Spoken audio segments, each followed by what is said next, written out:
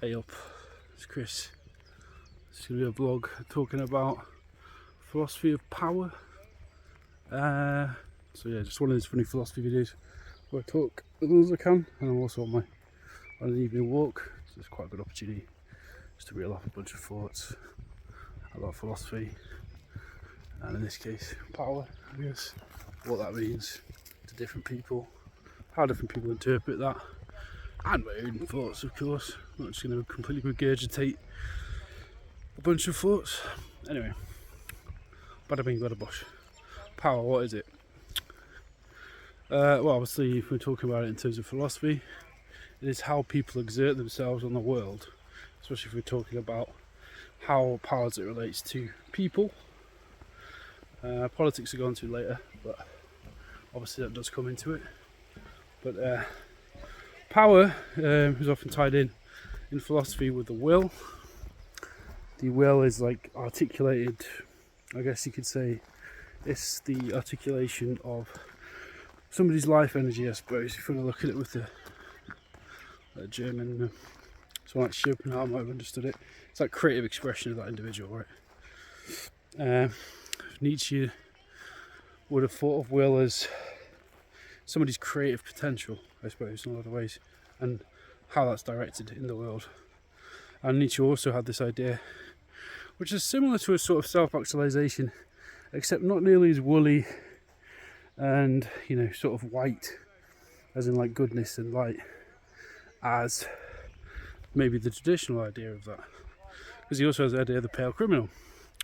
Some people in a society are just naturally going to be more on the sort of dark triad side of things, more Machiavellian, more more basically manipulative, and that is that's who they are. So that's the nihilistic challenge. Again, another one of the nihilistic challenges of Nietzsche's work is the fact that it says good and evil are obviously subjective categories that are constantly changing. You have the master morality, which is like the sort of prevailing morality of the day, and the slave morality, which essentially is like Christianity,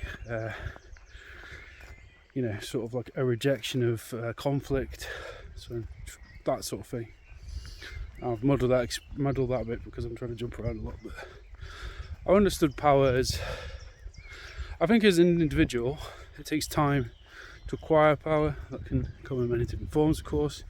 And material power, which in a material sense, obviously, can get you a lot more status in a society.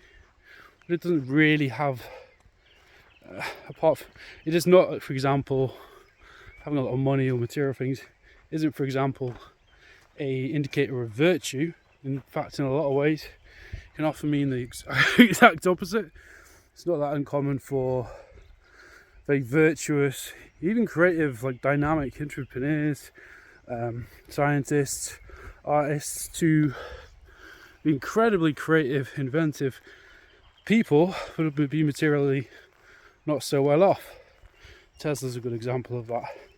Even Nietzsche himself, I guess, he wasn't particularly well off. Just switch this around for a little change. Talk. Wasn't particularly well off. Obviously, many writers, intellectuals, artists of history.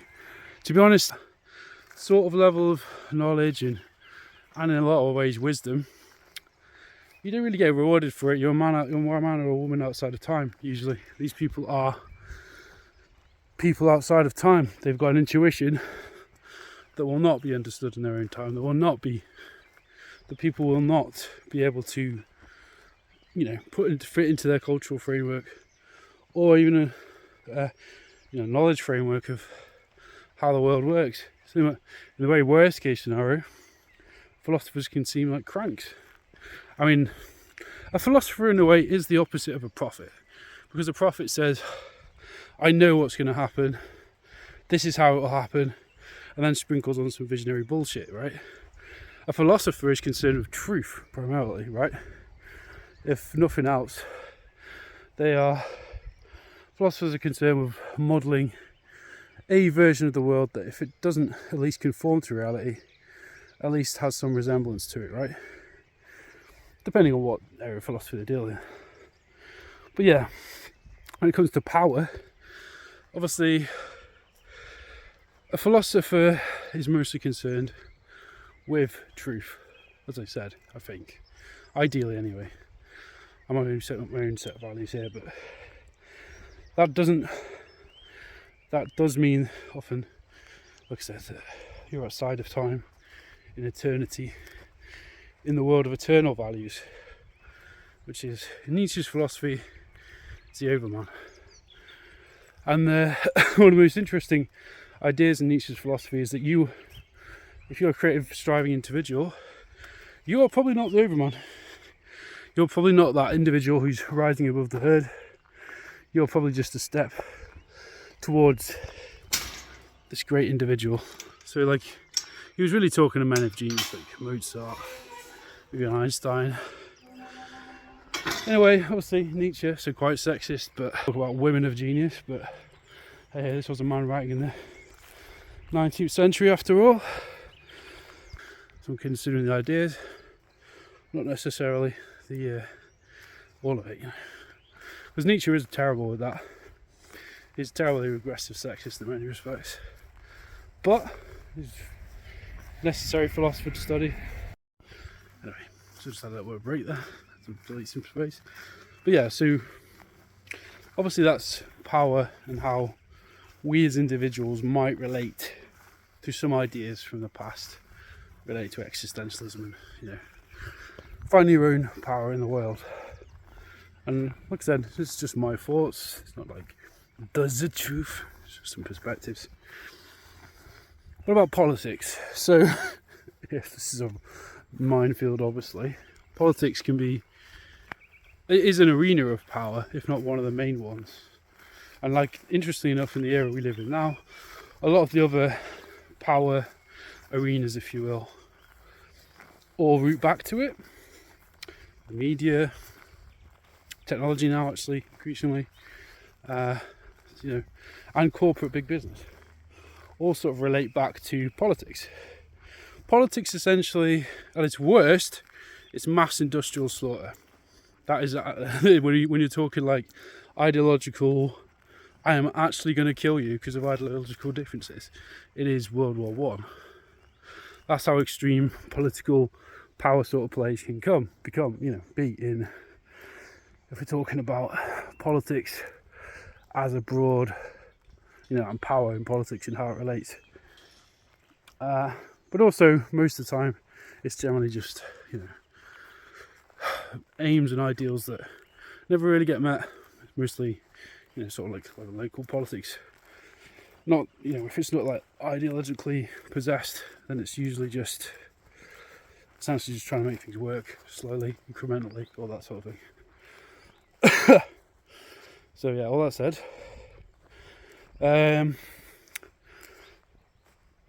power and politics is a very, like I said, a very tricky thing to get into. So I think personally, and this is only my personal feeling towards it, I have, broadly speaking, socialistic understanding of the social body, I suppose. I want to work with other people to make things better for everybody. It doesn't mean I'm a communist. I'd draw a distinction there. More broadly speaking, I'm anarchistic, really. But if you're talking about communism, if you talk about it in actual economic terms, it's essentially just power sharing, and also when you're talking about it very literally in economic terms, it's essentially just everybody having democratic access to all the resources. I mean, the same definition remains for socialism too, because that's essentially just worker controls the means of production. But communism is usually envisioned as a stateless end of that. If you're talking about the traditional idea of what it would be, so you'd have a socialist state that somehow would eventually wither away into a stateless society. It's never worked. That's essentially what I'm just describing there, is Marxist-Leninism idea of, dictatorship of proletariat. But then, of course, like as soon as power gets introduced to anybody, Nobody is perfect. No one can make perfect decisions. No one's completely benevolent. Corruption exists in all human hearts. Everybody, don't deny it. Like, I know I'm pessimistic on this, but everybody has something that can be corrupted, or someone who's more nefarious can definitely corrupt you.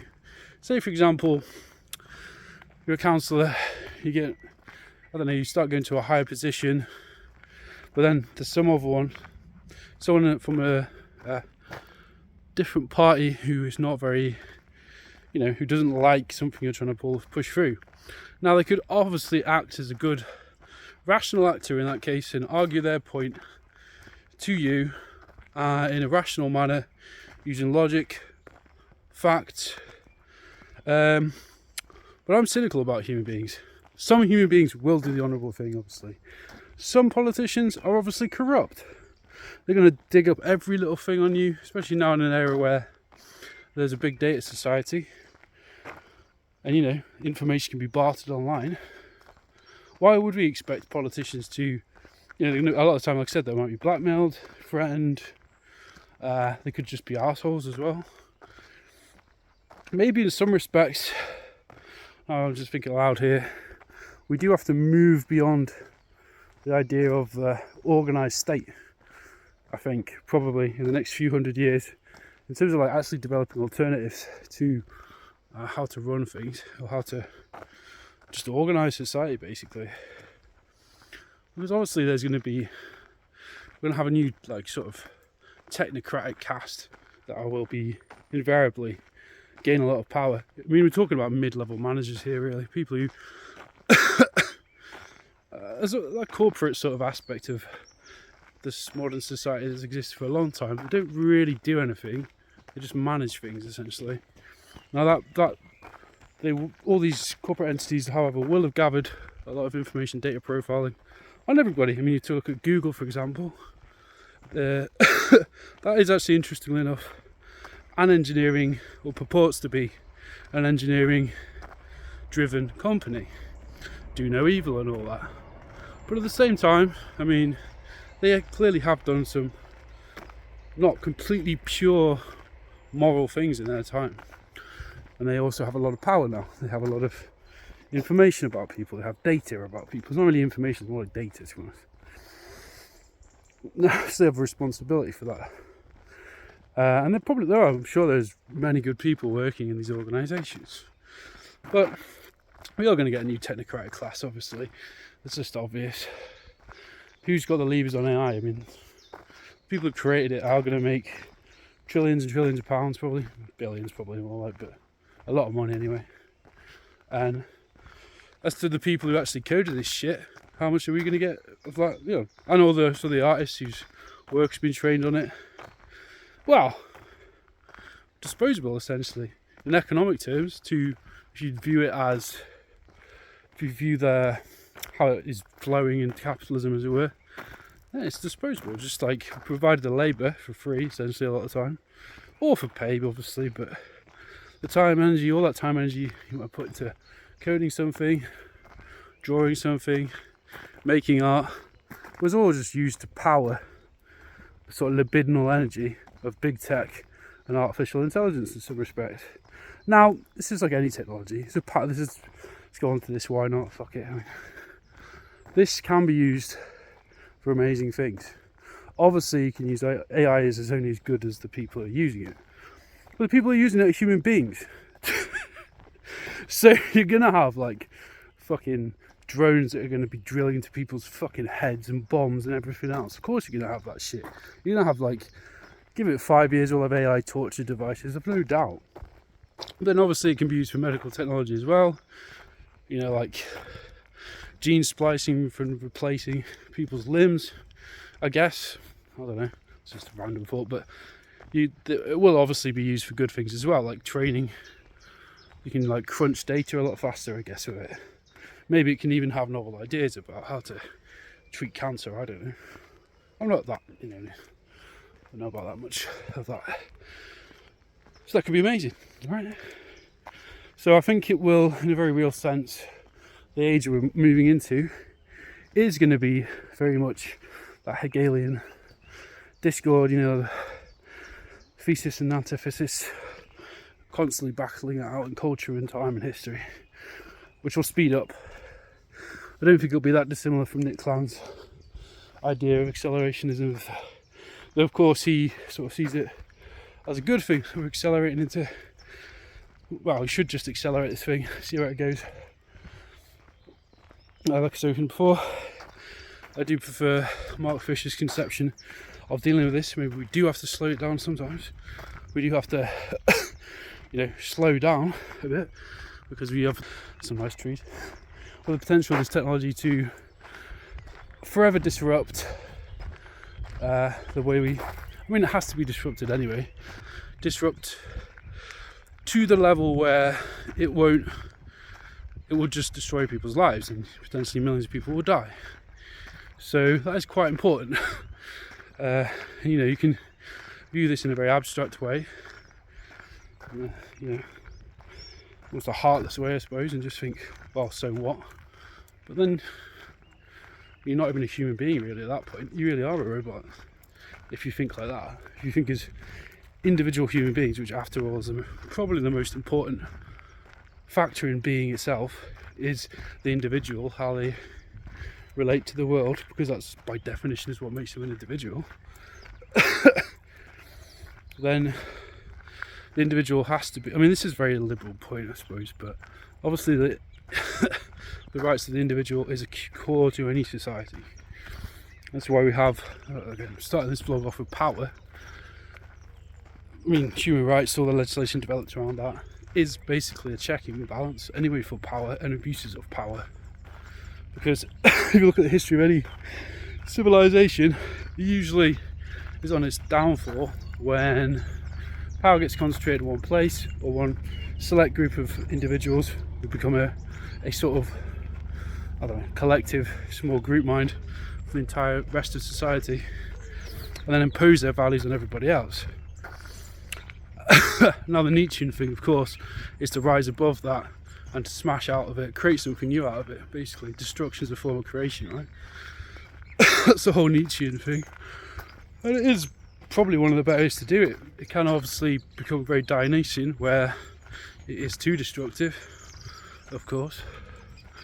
But well, there's the rub, I guess, when it comes to power and how power works in the world and the actual world. I'm not talking about metaphysics here. Like, you know, obviously people, cultures, religions have used metaphor, metaphysics, like virtual arenas, if you will, like heaven, hell, whatever. People have different words for it, which are essentially just almost like simulated arenas where human beings in culture have basically played out these, I don't know, basically conflict in culture itself. And that's what Nietszche talks about in The Birth of Tragedy and all that shit. Anyway, I think I'll leave this here. It's probably long enough. 20-minute video. That's some of my thoughts on power. Just how I think of power in relation to the world. Do you have any thoughts of your own? Obviously it's been quite heavy on the Nietszche, but it's probably a good place to start from, because most of Nietszche is just a challenge, really. It's nihilistic. What do you think? Question mark. Anyway, in a bit, some beautiful mud. Let's have some final thoughts, actually. Why not? So obviously, like, power and the tragedy of what power can do to the world is something that's often been explored. Plays, theatre, film. It's one of the most. Star Wars is a good example, obviously. Good versus evil. You know what, and the way that humanity's basically usually seen that power playing out is good values are obviously self-sacrificing. They're quite independent. They're rebellious. Don't bend to the will of something that's evil. Obviously, like in Star Wars, that would be the Empire, which is, I mean, if you view it from the actual history of that show, literally a bunch of clones in like sort of Nazi uniforms, basically trying to wipe out and colonise a bunch of space colonisers, right? There's been a big history across the world. I mean, different powers, different nations have colonised others, and there's cultures being swallowed up and spat out in some cases, obviously. It's funny when you think about it in relation to, I don't really believe in this term cultural appropriation, but that does exist on some level, to be fair. Like there are aspects of other culture which either my own culture, which is British culture, or American culture, have stolen from other cultures. That does happen. There is a certain colonising, obviously, history that we have as a world power politically. Actually, yeah, I'll just do a critique of the British power, because I'm not that much of a fan of it, to be honest. So we have a royal family, obviously, not really constitutional, but they don't really have any real power. But I essentially am a Republican. I think they are pointless. I don't think in the 21st century there's any real purpose for us to have them anymore. And I think they have really abused their power especially in the last decade. A power which isn't really come from anywhere. Like it's not like mandated by the people. It's just given to us. So in that sense, yes, even though they have no actual real legislative power, I think power has to devolve from something, come from something, some form of authority, beyond just because this is the way it is. That's not power, that's authority. Authority and power, I think, can be two different things. Obviously, authority can get power, it's circular. Authority can get power from itself, or have a veneer or perception of having some sort of power, and a lot of the time it often does have actual power. Obviously, if the police have an authority which is from the state, which means they can lock you up for 20 years if you do something, sometimes if you do something terrible as well. The police are an interesting thing to ponder when it comes to power, because obviously they are supposed to be vested in the power to protect citizens from other citizens, really. That's basically how it works. But obviously there can be corruption and that. So, I myself don't trust authority for authority's sake. I trust authority if it has earned that. But again, I relate more to individuals. I don't think of the police as one thing. Like, that's a really reductive view. Like, the police aren't just one thing. They're not like good or evil. I think that's a very, it's a tiny view of something. I don't know. It's been a bit of a contrarian of that, I guess, but I haven't got any more thoughts.